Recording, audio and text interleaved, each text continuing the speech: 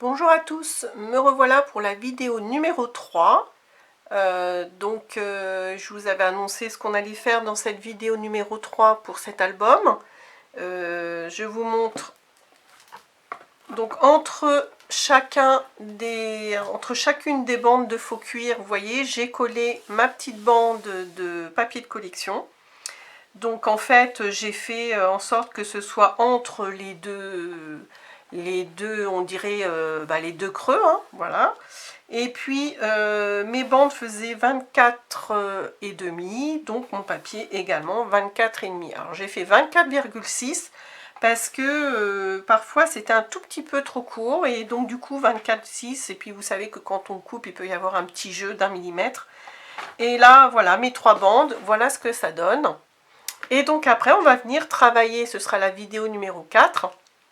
On va venir travailler, on va peut-être commencer, je pense, de ce côté-là. Enfin, vous verrez dans la vidéo 4 par où on commence. Et puis on suivra le sens chronologique des cartons. Donc dans cette vidéo 3, je voulais vous montrer, donc voilà, la pose de ce petit papier décor. Et puis faire un petit rappel sur la pose de l'aimant pour la fermeture. Puisque je vous avais dit, il faut les installer avant de recouvrir ici. Donc là vous allez me dire on voit l'aimant, mais moi ça me dérange pas parce que là je voulais mettre un tamponnage ou une petite découpe, voilà, pour cacher l'aimant. Si vous voulez pas mettre un petit tampon, un papier ou une découpe pour le cacher, vous pouvez l'installer avant de mettre le papier peint sur votre carton, mais bon, c'est un petit peu pour la place, pour le situer par rapport à l'aimant qui est là, c'est pas évident. Moi je préfère comme ça, c'est beaucoup plus simple. Donc j'ai installé moi je vais mettre 2 paires. Je prends pas de mesure, hein, je fais un peu au pif. Si vous voulez être plus sûr de vous, vous prenez vos mesures en haut, en bas, à gauche également. J'ai mis la première paire, je vais vous montrer pour celles qui voudraient avoir une explication de comment poser les aimants. Il y a plusieurs techniques, hein. Moi je fais comme ça depuis très longtemps. Et voilà, chacun fait comme il veut. Il y a plusieurs techniques, je l'ai déjà dit. Alors, je prends bien soin de faire attention au côté aimanté de mes 2 aimants. Là, le côté aimanté, il est ici. Donc, je prends le premier aimant et sur le côté aimanté, je prends un grand scotch double face. Vous voyez, je le mets sur le côté aimanté du premier aimant. Je le place à peu près où je veux. Donc, vous voyez, donc, on n'a pas besoin que ce soit très précis en haut et en bas. Vous voyez, là on peut vérifier, j'ai collé, j'ai mis à peu près au pif, là j'ai 7 en bas et 6 et demi en haut, mais on s'en fiche parce que en fait quand on ferme, on verra plus du tout où sont les aimants, ni là ni là. Donc du moment que ça aimante, que ça ferme bien l'album, c'est tout ce qui compte. Donc ensuite, j'ai installé le premier. Le deuxième, je le mets dessus, hein, il vient s'aimanter dessus. Je prends un deuxième petit scotch double face, mais vraiment petit, qui fait en fait la largeur, vous voyez, de l'aimant. Je le pose dessus. Je peux le prendre, j'enlève le papier de protection.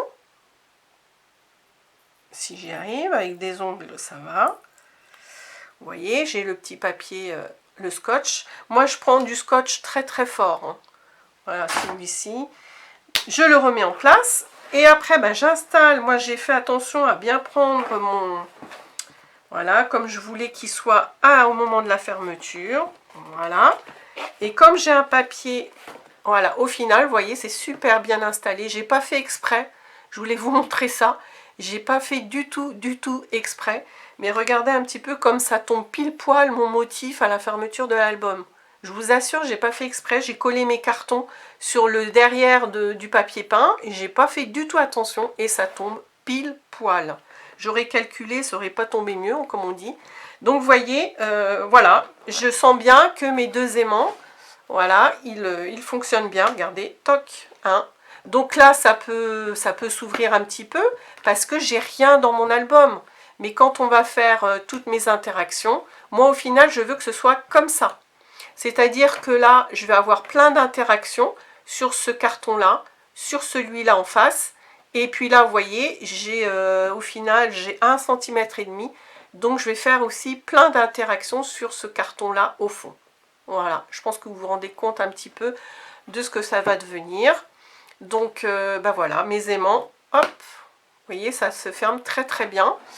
Ça fermera aussi bien, même si vous avez, parce que j'ai fait le...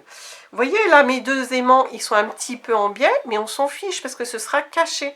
Je mettrai soit un grand tampon collé là, avec le titre de l'album, j'en sais rien, ou une découpe, voilà. Et puis là, la protection du scotch va s'enlever aussi, donc ça permettra que l'aimant marche encore mieux. Voilà. Donc c'est tout pour la vidéo numéro 3. Et donc on se trouve pour la vidéo numéro 4 qui sera peut-être un peu plus longue. J'essaierai quand même, je vous ai dit que j'allais à tâtons, au feeling pour les interactions, mais je pense qu'il faut quand même que je réfléchisse un petit peu avant, parce que sinon, voilà, on peut passer un quart d'heure de vidéo en réflexion et c'est pas le but. Donc voilà, vidéo numéro 4 pour les premières interactions. Voilà. Et puis je vous dirai, je vous mettrai peut-être sous la première vidéo tout le matériel que j'ai utilisé, parce que là j'ai encore un doute sur le papier blanc ou noir que je vais utiliser, mais ce serait peut-être bien que je vous le dise dès la première vidéo pour que vous prévoyiez un petit peu votre matériel si vous n'en avez pas sous la main. Voilà, ben je vous laisse et à bientôt pour la vidéo 4. Au revoir.